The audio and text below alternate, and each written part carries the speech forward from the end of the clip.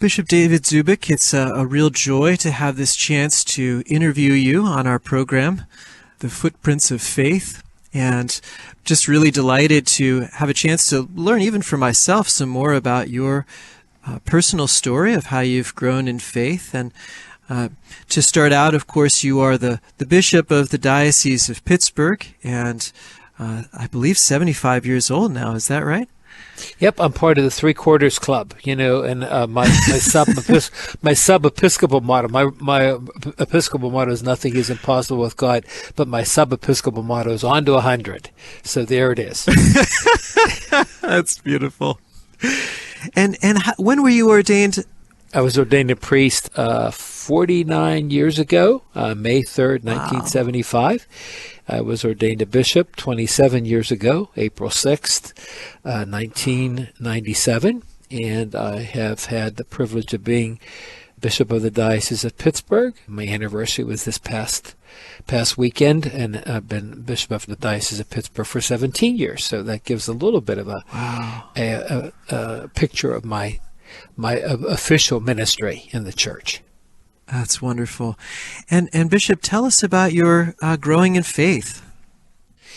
First of all, I am so grateful that I came from a family where our relationship with Christ was very important. And getting ready for our conversation today, I think back to my first recognizable moments of Jesus. And there are three profound experiences that I remember to this day that happened when I was a little kid. First of all, my mom was the one who taught me how to pray. Whenever I would wake up in the morning, we would kneel on the side of my bed and do our morning offering. And every night we knelt on the side of my bed to thank the Lord for all the gifts that he gave me during the course of the day. And I also have this vivid experience that, when I got into bed and my mom tucked me in and went to the door, shut off the lights, as soon as she shut off the lights, I remember opening up the blanket and said, "Okay, Jesus, you can hop in." So it was that kind of a personal relationship. So sweet. The second powerful image as a youngster is that I had a built-in babysitter who was my Slovak grandmother, whom I affectionately nicknamed Porchy.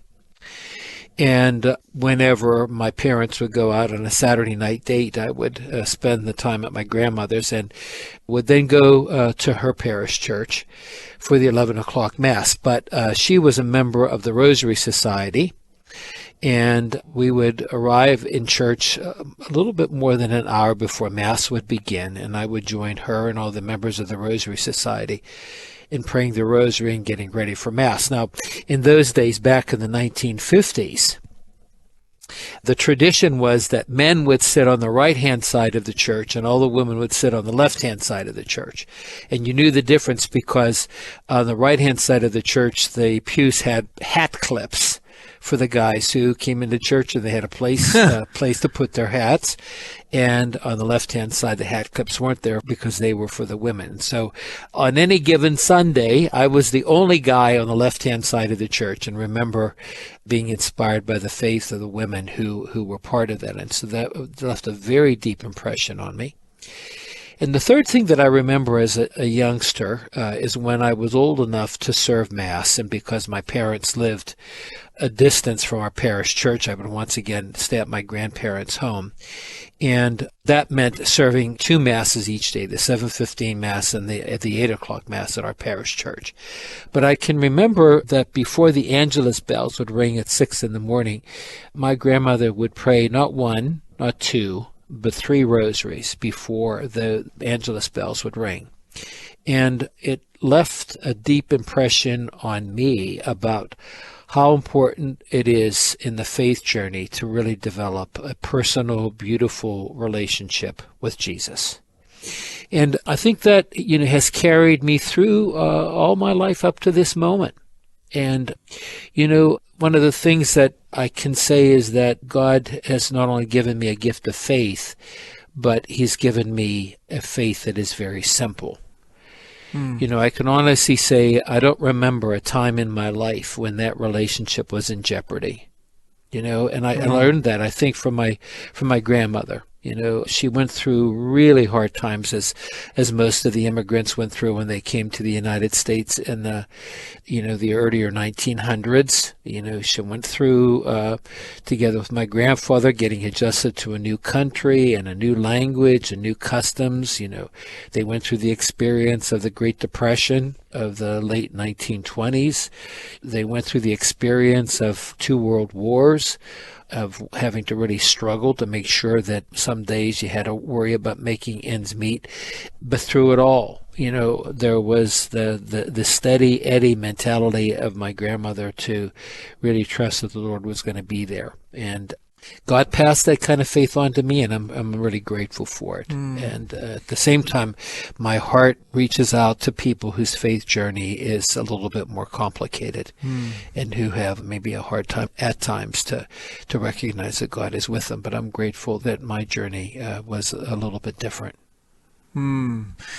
Bishop, when you remember back to inviting Jesus to jump into bed with you, which is just so sweet, so personal, and a sign of how real he was to you then, and as you mentioned, has just continued to be throughout your life. And at the same time, I think that is a challenge for people, or sometimes a distinction between having a personal relationship that Jesus is so real that we can speak to him in those very personal terms, compared to somebody who maybe just ticks off rosaries or prayers or just signs off completely. Is there some other ways that you could describe how maybe that personal relationship has developed and grown, or what that's even like for you, or was when you were growing up?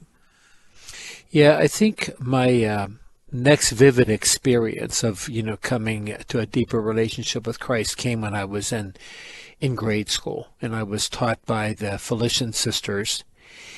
And I learned an awful lot of devotions from the sisters, but the one devotion that I was so excited about was 40 hours devotion.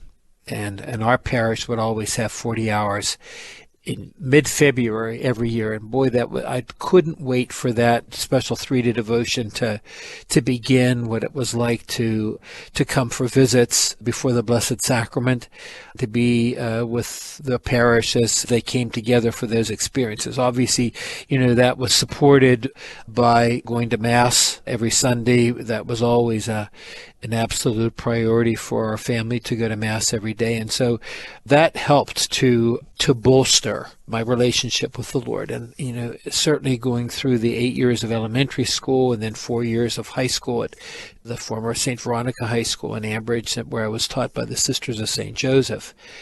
And obviously my religion classes and the ways in which I had the opportunity to be able to serve at the altar, and the older that I got, to be able to serve at different dimensions, really helped in my faith journey with the Lord. And I can say that, as I was moving along in life, and when people would say, well, what do you want to do in the future? My answer was I wanted to be an attorney. I felt attracted to the law. And it was one of my best friends in high school who invited me to go on my first retreat. And I did so, and it was a disaster. I hated it. It was like, I felt like I was in prison. It was certainly something that wasn't attractive to me. And I remember after it was over, I said to my friend, thanks for asking me to come, but I don't ever want to do that again. It just wasn't something that was going to help me along the line. And several years later, the same friend came back and said, I'd like to invite you to go on a retreat with me. And I said, nope. I did that once. I'm not doing it again. And as friends can often do, he persuaded me with the one part that I couldn't say no to, which was, he said, if you're not going to do it for any other reason, do it for me, because I don't want to go by myself and I want to go on the retreat. And I said yes. And it was during that retreat, I think, that my eyes and my heart opened up to the possibility that maybe God was calling me not to be a lawyer, but something else. Wow. And it was a retreat that took place at St. Paul Retreat House on the slopes of the south side. And it was a retreat that was given at Christmas time. It was clearly a vocation retreat. And the director of the retreat was the former Bishop of Pittsburgh, Bishop John Wright, then later became Cardinal. And I can still remember there were about 16 or 17 transitional deacons that were getting ready to be ordained priests the following May. And I was captured by the insights that Bishop Wright had as he gave us the 3-day retreat, but I was also very much inspired by what I saw in those 17 would-be priests. And I can still remember the third row on the right-hand side of the chapel of the retreat house. I was there kneeling, and who came to kneel next to me but Bishop Wright? I still have a very vivid memory of all of that. And I look back on that and say, who would have ever thought that in those small and what seemed to be insignificant moments that God was putting forth a message and slowly but surely opening my heart to the possibility of, becoming a priest. And I think that both my best friend inviting me to go on the retreat and my bad experience with the first one and a great experience of the second, and then what happened on that particular retreat, I think began to really open my eyes. Wow. Now, I fought the Lord on it, to be honest with you, because I thought I still wanted to be a lawyer and I still wanted to be a husband and still wanted to be a father. But, as I was accepted to the formation program of the Diocese of Pittsburgh and spent 4 years at St. Paul Seminary in Pittsburgh and then went on to study at St. Mary's in Baltimore, my relationship with the Lord continued to deepen. First of all, through the joint prayer experiences with my classmates and the other members of the seminary community. Second of all, I think through the daily celebration of the Eucharist. Third of all, through my theological studies. Fourth of all, I think as I was given more and more the opportunity to have experience in pastoral settings in the seminary, these all kind of cleared the way for my coming to the point of really embracing the call to priesthood. And I have to tell you that there was one critical moment. My very best friend when I was growing up, and we've been friends for 71 years, and, we became friends when I was 4 and he was 5. And I ran into a really critical moment when he and his wife gave birth to their first child. And they asked me to be the godfather. And I really struggled, not with being asked to be godfather, but I struggled with the thought that they were able to be parents and that I wouldn't be. And during that particular summer, I was working for Pittsburgh and Lake Erie Railroad, and I was working the 5 p.m. to 1 a.m. shift. Whoa. And when I left the CAP office, that is, it was called, on Smithville Street in Pittsburgh, to drive back to Ambridge, which is a journey that took me about an hour, when I pulled up to my parents' home, the kitchen light was still on at 2 o'clock in the morning. And when I came upstairs, my mom was there having a cup of coffee, and God had provided that she would be there at a critical moment. And I remember sitting down and talking with her about how troubled I was that my friends had a baby and that would not be something that would be a part of my life. And we talked all through the night to the dawn. And I don't remember exactly what she said or how it all happened, but that was sealing the deal of my own vocation.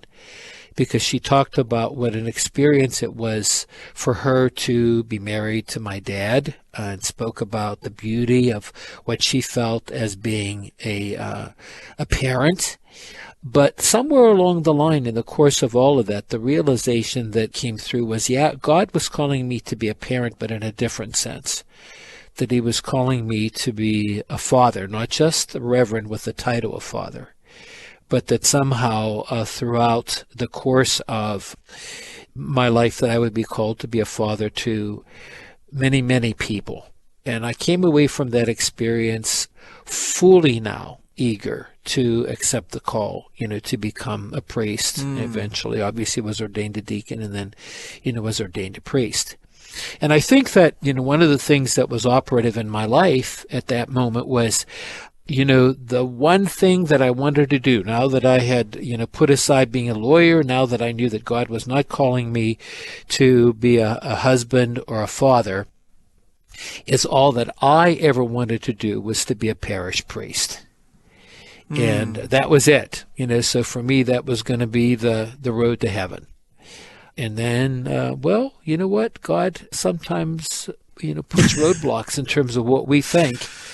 And less than 2 years after I was ordained a priest, my bishop, Bishop Leonard, called me into his office and said, well, he wanted me to go into high school ministry, to go into secondary administration. Now, I got to tell you something that preceded that. About a month before we were ordained back in 1975, we had to fill out a questionnaire. And I still remember that one of the things that was on the questionnaire was, what 3 ministries would you most like to do? And I can still remember number 1 I put on was to be a parish priest in the city. Number 2, to be a parish priest in the suburbs. And the third was to be a parish priest in rural area. And then the next column was, what 3 assignments would you not want to do? Number 1, high school ministry. Number 2, high school ministry. Number 3, high school ministry. So obviously when less than 2 years later, my bishop says, I want you to go into high school ministry, there it was. God was saying, okay, pal, I'm calling the shots here, not you. And Wow. So that's what happened. And, for the first several years, I was part-time in a parish and part-time in high schools. But then came 1980 when I was assigned full-time as a vice principal of Quigley Catholic High School, which was in Baden.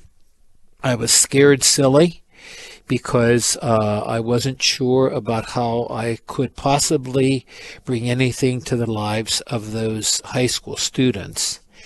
And went into the classroom for my very first time, as an administrator and as a teacher, and I made a huge mistake. For the first day, the first week, the first month of that full-time experience, I put on the teacher face, and I wasn't myself. And the 7 classes that I was teaching, it was obvious that there was something wrong. I wasn't connecting with the students, they weren't connecting with me, and then it hit and said, you got to be yourself.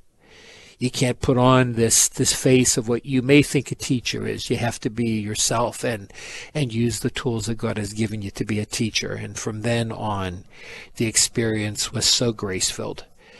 And I will always be grateful for the 1983 class of Quigley High School, because I felt through my experiences with them, they helped. They taught me more than I taught them. But the lesson that they taught me really has carried me through all the way to the present moment of my life. Just one has to be oneself in terms of using the gifts that God has given to us, for the work that He wants to be done. And that was a beautiful experience until towards the end of the 1980s, when I got a call from my bishop then, Bishop Anthony Bevilacqua, and said, I want you to come in to work in the bishop's office. I want you to be my administrative secretary. And so that was another shift in where I thought I was heading in my life, and had the privilege of serving as his secretary for his last 7 months in Pittsburgh, and then was also in that position when Bishop Royal came on as his successor. And so that was a whole new chapter of where God was taking me.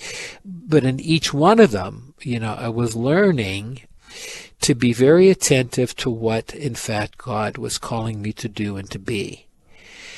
And I have to say that one of the greatest blessings that happened during the time when I was in high school work full time is that it was the first time in my life that I made an 8-day directed retreat.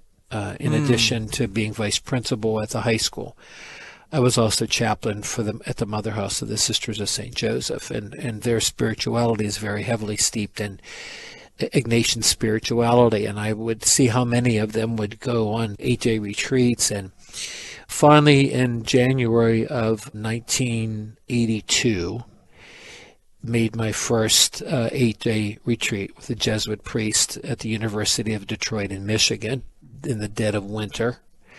And it was an absolutely exhilarating experience. And it was interesting that, every year since then I would make an 8-day retreat.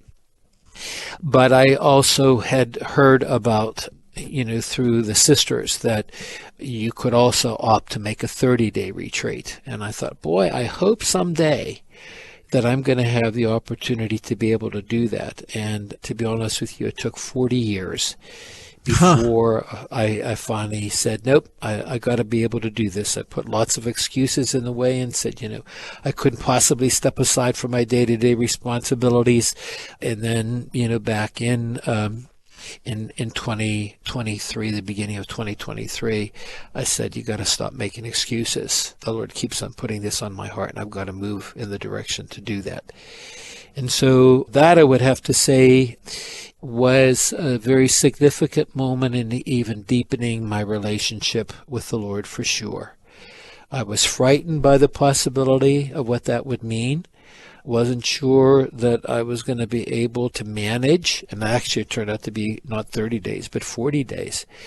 And really came away from that experience of even more convinced of the love that Jesus had for me, and was able, through the experience of the 30-day retreat, to realize again how much I love him as well too. And so that's been a very significant moment that really has brought me into 2024, because it was at the very beginning of this year that I had the blessing of being able to do that. So I think that's kind of like an overview of, what's happened in the course of my journey with the Lord, and his calling me to do what he wants me to do and to be who he wants me to be. So beautiful, Bishop. And I note along your journey several moments that your will hit a wall and another will pulled you forward into places that you didn't think were the places that you wanted to be. I really love the way that your mother was present to talk through with you, and especially to listen to you and to be with you in a moment of difficulty, of question, even in seminary. And I was curious if the time in high school ministry you discovered that being yourself was the key. Was there a particular figure who was supportive of you, or was there a relationship that supported you in some of those challenges moving into high school ministry? Really, Father Edward Farina, who was a diocesan priest, he was pastor, not of my home parish when I was growing up in Ambridge, but he was an inspiration to me. And as a matter of fact, he was the one who signed off an offering or letter of recommendation for me to enter the formation program. And, I was so inspired by the way that he was so dedicated to be with his people, the people that he was assigned to serve. And one of the things that Father Eddie would do, Ambridge has 14 blocks of what was then the business district. And every afternoon, Father Eddie would walk the one direction of the 14 blocks and another direction back, so 28 blocks. And, he would do that, to get some good exercise, but he also used that as an opportunity to pray his rosary. But a lot of pastoral work was done there, because people would get used to see him walking, and they would ask questions, and obviously that he would give spiritual help to them and work through some of the difficulties that they had. And so I think once again, as I reflect on Father Eddie, he was who he was. And, he didn't pretend to be anything other than who he was. And I think that's what people really loved best about him, and why he was so attractive to other people. But that's obviously one of the things that attracted me not only to the priesthood, but in the end attracted me to my lived experience as a priest. So I've already mentioned that, when I finally grasped that God was telling me, hey, pal, you're not going to be a lawyer, you're not going to be a dad, you're not going to be a husband, I want you to be a priest. I think within the context of all that I've said, all I ever wanted to do was to be a parish priest. And even though for 47 years of my priesthood, that has not been a fulfillment of the dream in one sense, in another sense it has been, because every assignment that I've had, and I've had many in different ways, unexpected ways, in every one of those, experiences, including, my experience now as being bishop, that I try to do everything that I do as a parish priest, because I realize that's the most significant part of who I am. I know one of the greatest challenges that I face, is heavy administration. And that's not my natural talent. And that's why I have to rely on lots of other people who can help with that. But I also realize in the end that, as President Harry Truman used to say in the 1940s, the buck stops here. And so I have to also embrace that as part of the ministry, because that's what Jesus is calling me to do. But I think the important part of what I learned in that experience in Quigley, and have tried to remain faithful all the way along the line, is not to be something other than David Zubik. That I have to be able to take a look at the personality God has given me and to use it the best way I can for His honor and glory. And I think for the experience of helping other people get to heaven. That's beautiful. And Bishop, would you be willing to take us into your 8-day retreat, the first one, or some in between, or that 30-day retreat, just to give us a sense of what's that like to spend that kind of time in silence and prayer, and to be in touch with your heart and in touch with the Lord? Well, when I was preparing to make my 30-day retreat, so many of my friends had said, "Oh, brother, I'd never be able to do that. I couldn't keep my mouth shut for an hour, let alone for 30 days." And I have to say that that's never been my experience. Whenever I've been able to move into, the private directed retreat, silent retreat, I didn't have any difficulty with keeping silence. My first retreat that I made, the one that I made at the University of Detroit, I had a specific struggle that I was dealing with. I couldn't shake it, even though I spoke about it to my spiritual director and in confession, I couldn't shake it. And the experience was, I had been out to dinner with a good friend of mine, and this would have happened in the summer of 1981. And we came to a stop on Route 51 in Pittsburgh, at the corner of Crane Avenue and Route 51. And right next to us at the stoplight was a flatbed truck. And there were 3 people in there. The radio was blasting. And it was pretty clear that they had more than enough to drink.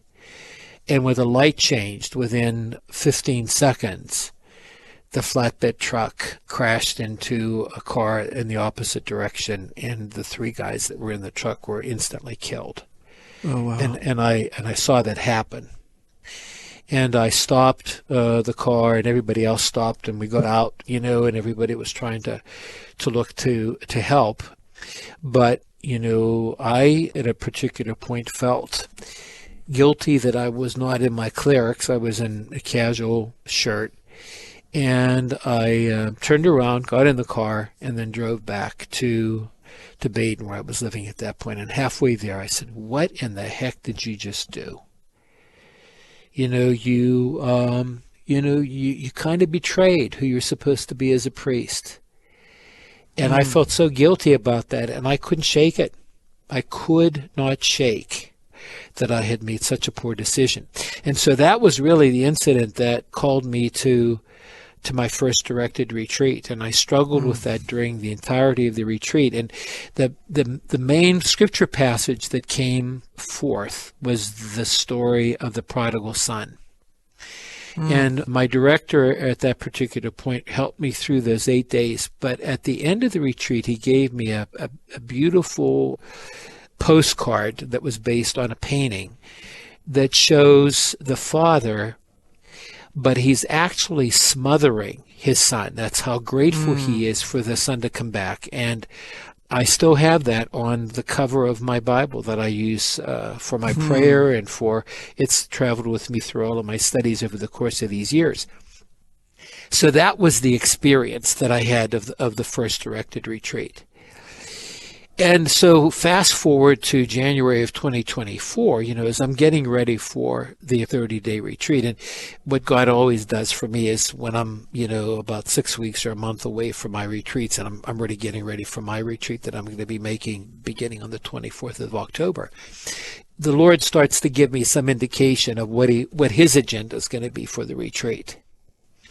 And that happened likewise as I was getting ready for the 30-day retreat, and once again, I went with an open mind to whatever the Lord was calling me to do and to be. Had several items on the agenda that, maybe have trackled with me, maybe some excess baggage in my life that needed to be let go, on the 30-day retreat. And I didn't come away from that experience disappointed, because anyone who has made either an 8-day or a 30-day directed retreat know that you just get really immersed in the scripture passages and the ones that are assigned to you, and you follow the direction of the retreat director because he is in tune with whatever story there is going on in the directee's life at that particular point. And that's what was able to happen on the 30-day retreat, and to be able to maintain, silence for that period of time.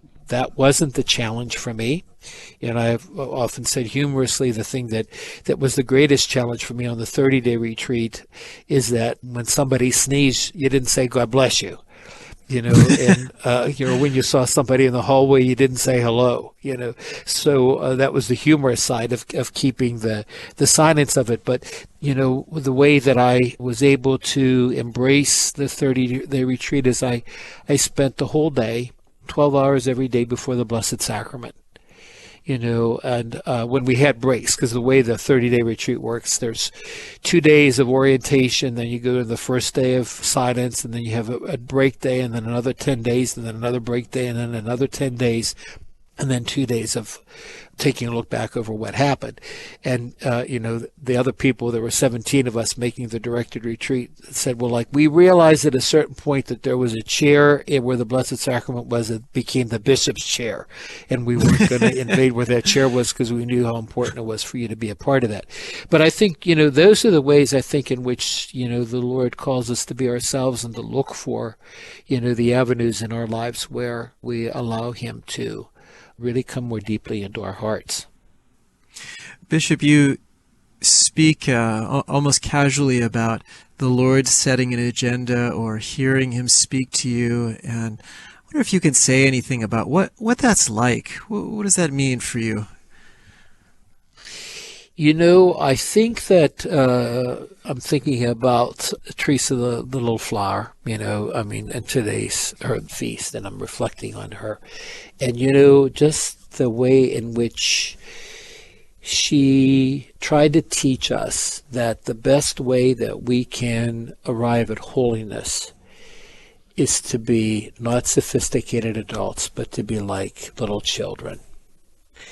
And, I'm tempted to think today, and have been thinking a lot today, about my grandnieces. One is 10 and one is 7, and how they are so open to so many possibilities, and have such a fresh view of life. And, I think that that's the experience that I sometimes have forgotten in my life, but have to keep on coming back to it, that it's a matter of really trusting that the Lord is going to take care of what needs to be taken care of.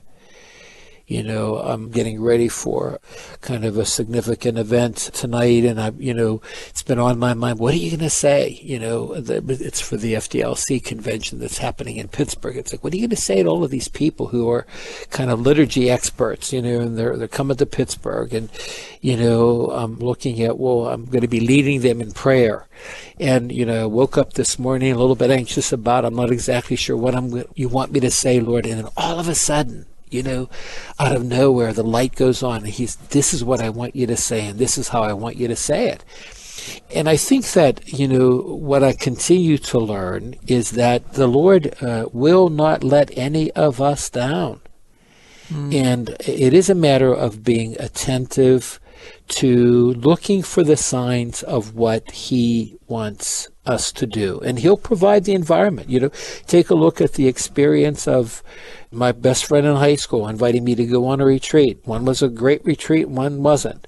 Or take a look at my mom being up at 2 o'clock in the morning, to be there when I was struggling the most with what my vocational answer would be. Or there would be so many experiences, even that accident on Route 51. As horrible as my decision was, look where it led. It led me to the invitation of a 30-day retreat. And I think that faith challenges us to recognize that we are not on this journey alone, but that God is the one who is really guiding us, and we've got to see him as our constant companion. I think that there's such a beautiful part of all of that, and I think to see in every single situation, even and especially, when we make mistakes, to not become discouraged, because discouragement is, I think, the most powerful tool that the devil has over us. But to be able to see that within the context of everything that happens in life, God's justice is his mercy. And, I was thinking about reading over some about St. Teresa.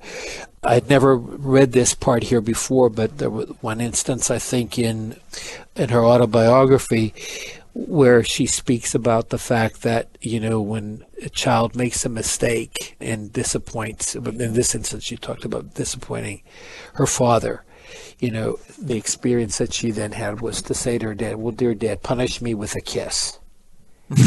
And, that's such a beautiful image. It's like when we make mistakes, the Lord is not there to, show us the pathway that's going to lead to hell. But he's really showing us the immensity of his mercy. And I hope that, I can be an instrument of helping people to know that, most especially, when I celebrate the Eucharist and when I preach, but certainly when I have the beautiful opportunity to be a confessor in the sacrament of penance. I've always found that very inspiring about you, Bishop Zubik. I know at several men's conferences as one example, and then I know at the Eucharistic Congress also, you just put on the purple stole and make yourself available and serve the faithful in that way. And as part of a broader question, too, you mentioned how much you learned as a chaplain. You're the one who's supposed to be in the position of teaching, but you learn from those you teach, and you learn through the way that you minister. And I wonder if between confession, Mass, you mentioned also just preaching the way that the Lord speaks to you so that you can speak to others, if there's some ways that your ministry, sharing Jesus, has really led to you also growing in faith. Right. And I think that's why, God gives us so many soul partners. You mentioned the Eucharistic Congress, which was, what a powerful experience it was to see 60,000 people come together in person to celebrate the presence of the Eucharist. And one of the things that became apparent to me when I got there was I wasn't going to be able to manage the great distances, just because of some of my physical responses to the surgeries that I've had. So the first night I tried to walk from the hotel all the way to the Lucas Oil Stadium, and it was a tough walk, to finally make it. And I realized, I'm probably not going to make it to some of the talks that I want to go to. So I thought, well, let's see, Lord, what is it that you want me to do? And he said, well, I want you to hear confessions. So I did. I heard confessions 7 hours every day.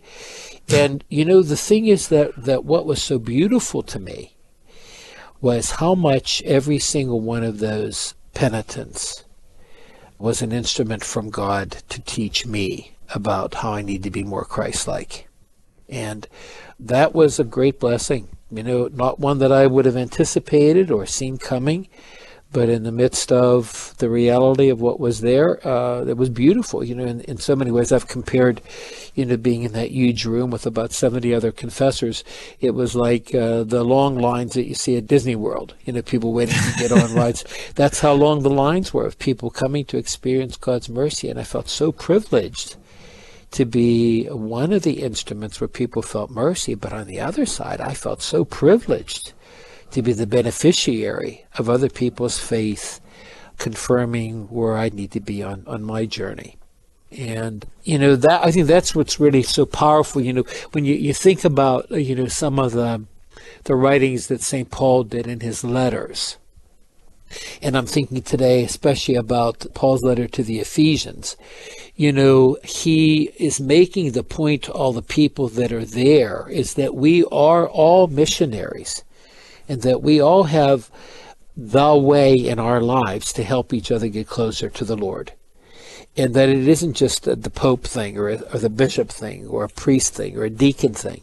It's like all of us through baptism, are really called to inspire others. And so I can say, as a priest, as a bishop, I am so inspired by so many people, whose holiness is so impactful on me, and it calls me to a deeper sense of holiness. It's kind of like the contemporary versions of Teresa the Little Flower. Just seeing so many people being so sincere and being so genuine, in the lives that they're leading, that really makes an impact on my journey as well.